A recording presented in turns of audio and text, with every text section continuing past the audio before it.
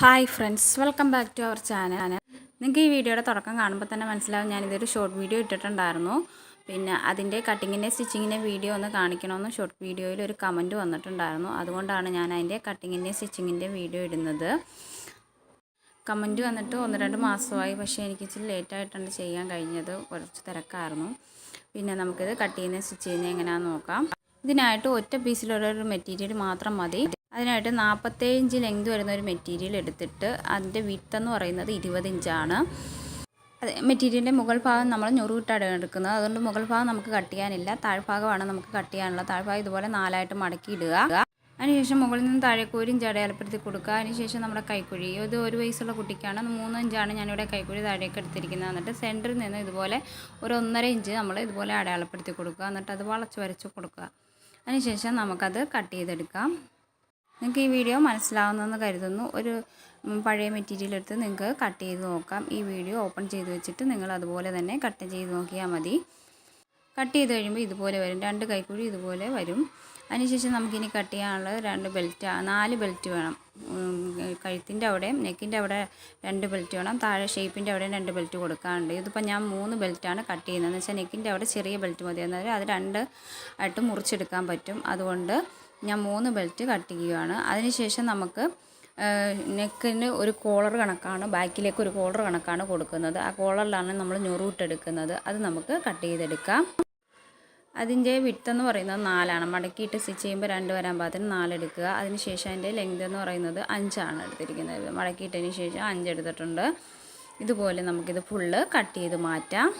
ഇത്രയേ ഉള്ളൂ ഇതിൻ്റെ കട്ടിങ്ങിൻ്റെ വീഡിയോ. വളരെ സിമ്പിളായിട്ട് നമുക്ക് ചെയ്തെടുക്കാൻ പറ്റുന്നതാണ്.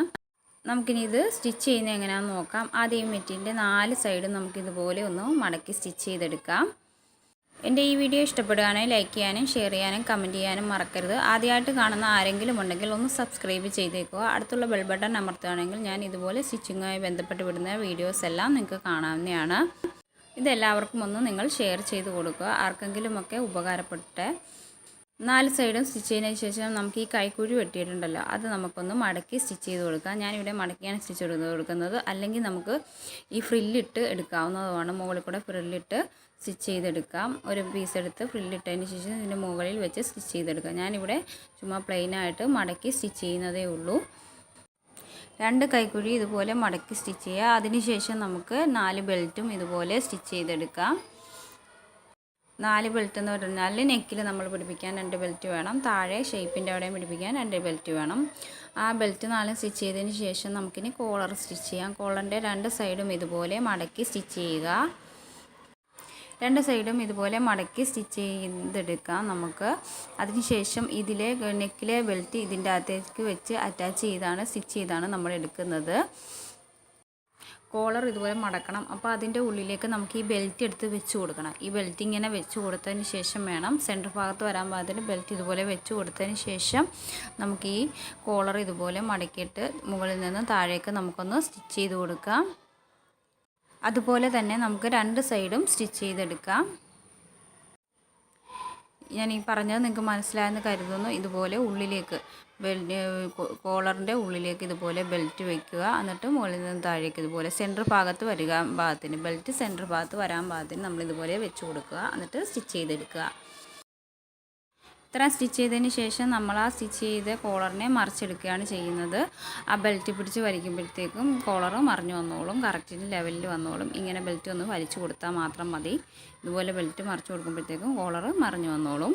അതിനുശേഷം നമുക്ക് ഈ കോളറിനെ മെറ്റീരിയലുമായിട്ട് യോജിപ്പിക്കണം. മെറ്റീരിയൽ ഇതുപോലെ എടുത്ത് വെച്ചതിന് ശേഷം കോളറിൻ്റെ ഉള്ളിലേക്ക് ഇതുപോലെ എടുത്ത് വയ്ക്കുക. ഇതുപോലെ എടുത്ത് വെച്ചതിന് ശേഷം ഓരോ ഞൊറും ഇട്ട് കൊടുക്കുക. കോളറിൻ്റെ ഉള്ളിൽ നിൽക്കാൻ പാകത്തിന് ഫുള്ള് ഞൊറും ഇട്ടെടുക്കുക. മുകൾ ഭാഗമാണ് നമ്മൾ ഈ ഞൊറുവിട്ടെടുക്കുന്നത്. കൈക്കുഴി പാകുന്നത് താഴ്ഭാഗത്താണ്. നമ്മളിട്ട് മറിച്ച് വരുമ്പോഴത്തേക്കും കൈക്കുഴി മുകളിലേക്ക് വരും. ഞാൻ അതിൻ്റെ വീഡിയോ ആദ്യം ഇട്ടിട്ടുണ്ട്, എങ്ങനെയാണ് ഈ ഡ്രസ്സ് ധരിക്കേണ്ടതെന്ന്. ഇത് ഫുള്ളായിട്ട് നമുക്കിതുപോലെ ഞൊറുവിട്ട് കൊടുക്കാം. ഇത് ഫുള്ളായി ഞാനിവിടെ ഞൊറുവിട്ടെടുത്തിട്ടുണ്ട്. ഇത് സ്റ്റിച്ച് ചെയ്തതിന് ശേഷം നമുക്ക് ഈ കോളറിന് ചുറ്റും ഒന്ന് സ്റ്റിച്ച് ചെയ്ത് കൊടുക്കാം. ഒരു ഫിനിഷിങ്ങിന് വേണ്ടിയിട്ടാണ് നമ്മൾ ഈ കോളർ ഫുള്ളും ഒന്ന് സ്റ്റിച്ച് ചെയ്തെടുക്കുന്നത്. ഇതുപോലെ ഫുള്ളും നമുക്ക് സ്റ്റിച്ച് ചെയ്തെടുക്കാം. ഇത്രയേ ഉള്ളൂ സ്റ്റിച്ചിങ്. നമുക്ക് താഴെ ഷേപ്പിൻ്റെ അവിടെയും ഒരു ബെൽറ്റ് പിടിപ്പിക്കാനുണ്ട്. രണ്ട് സൈഡിലും ഒരു ബെൽറ്റും കൂടെ സ്റ്റിച്ച് ചെയ്ത് കൊടുക്കാം. ഞാനിവിടെ ബെൽറ്റ് സ്റ്റിച്ച് ചെയ്യുന്ന വീഡിയോ ഇവിടെ ഇട്ടിട്ടില്ല. ഞാൻ രണ്ട് സൈഡിലും ബെൽറ്റ് സ്റ്റിച്ച് ചെയ്തു, ഷേപ്പിൻ്റെ അവിടെയും ബെൽറ്റ് സ്റ്റിച്ച് ചെയ്തു, കോളർ സ്റ്റിച്ച് ചെയ്തു. എൻ്റെ ഈ വീഡിയോ നിങ്ങൾക്ക് ഇഷ്ടപ്പെട്ടെന്ന് കരുതുന്നു. Thank you for watching.